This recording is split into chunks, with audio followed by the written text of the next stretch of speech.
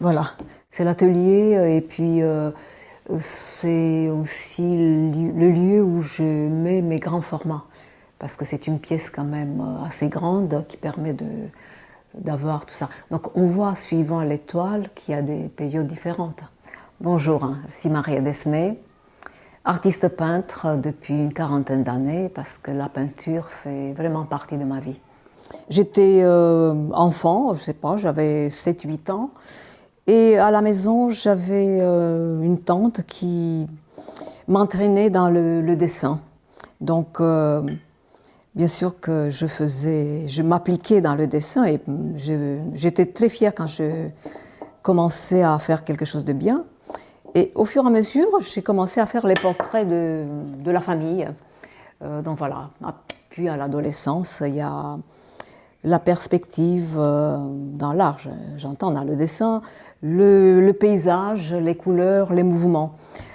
Et petit à petit, bon, c'est devenu essentiel. Ensuite, j'ai fait quand même des études, mais ce qui me proposait dans les études artistiques ne me convenait pas, parce que dans ma génération, c'était très conservateur, c'est-à-dire qu'il fallait que ce qu'on fait réponde à une image, à un paysage, à une fidélité.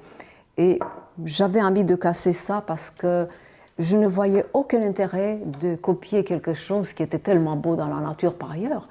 Si je pouvais interpréter à ma façon et donner de l'énergie, une explosion, oui, mais reproduire ça, non, la photographie pouvait très bien le faire. Il faut beaucoup d'années pour éliminer tout ce qui est tout ce qui est à côté de la pureté. Mais dans l'écriture, c'est pareil. Dans la poésie, les jeunes commencent par en mettre trop de fioritures. Il faut enlever. Le geste, c'est une essence. C'est l'essence elle-même de notre capacité de penser et de voir le monde. Il est très dur pour y arriver. Je ne sais pas si je vais réussir, mais bon, puisque j'ai... Allez, on va y aller.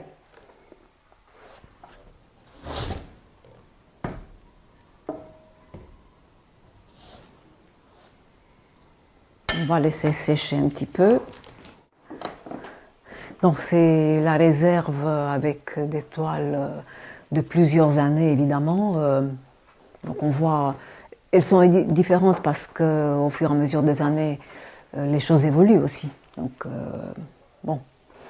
Et puis parfois on a envie de changer de support, de format, de tenter d'autres expériences, tout en restant quand même dans un geste qui est reconnaissable, parce que bon, ça, c'est corporel, c'est gestuel. Il y a eu une période où je donnais des titres, voilà, parce que je suppose que ça répondait aussi à une demande. Les gens voulaient savoir quel titre le tableau a pour imaginer, pour conditionner leur imagination aussi. Mais finalement, on n'a pas le besoin. C'est pas nécessaire de donner un titre. J'appelle ça des manteaux de poésie, parce qu'il y a un texte qui est écrit dessus, et ça a servi, je l'ai fait pour un festival de poésie qui a été joué, enfin le texte a été un dialogue entre deux personnes habillées de ces manteaux qui s'est joué au Théâtre du Safran à Amiens au début des années 2000. Là, c'est un autre aspect de mon travail, ce sont les livres d'artistes. Livre d'artiste, c'est un terme, disons, qui ne répond pas à des critères très précis. Un livre d'artiste, c'est un objet d'art à la fois, où un poète et un peintre font œuvre ensemble. Et ça peut aller, pour le peintre, du texte de l'auteur qu'il peut donc composer suivant sa sensibilité. Ça peut être le contraire, donner à voir une peinture et l'écrivain écrit, voilà. Les deux imaginaires fonctionnent bien ensemble. Pourquoi? Parce que dans la poésie, à la métaphore, on ne dit pas dans la poésie les mots comme on le dit dans le discours de tous les jours. Il y a une étincelle, il y a une matière qui s'enflamme, il y a quelque chose qui surgit dans notre cerveau et qui nous fait adhérer à ça. Et puis il y a l'envie de rebondir par un geste pictural qui soit aussi fort. qui ne répond pas à une image du quotidien, mais qui correspond à une énergie, à une envie. Ce qui est dans le livre d'artiste comme dans la peinture, c'est le désir. D'habitude, comme on voit le sol, je travaille, donc voilà, il y a plein de marques parce que je pose ma toile au sol quand je travaille.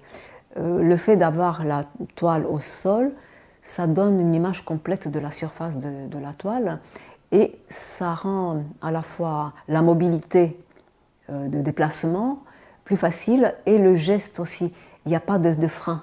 Je peux marcher dessus et mon geste va d'un bout à l'autre de la toile sans interruption. Il est vrai que plus on se prépare à ce geste puissant, plus il a des chances d'aboutir. Sinon, bon, on tourne un petit peu, ça prend du temps, on n'est peut-être pas satisfait, mais il est vrai que la peinture, elle existe, on l'a dans la tête tout le temps. Je le laisserai comme ça, parce que ça me paraît assez équilibré. Je ne veux pas qu'il y en ait de trop, mais ça peut être aussi corrigé un peu après le séchage. Mais en tout cas, à ce stade-là, je le laisserai comme ça. On cherche la simplicité, mais en fait, c'est notre rapport au monde qui est important. Comment on se conçoit, comment on regarde le monde. La peinture dit tout. C'est une création qui parle de nous-mêmes et du rapport qui s'établit entre nous, la nature et les autres.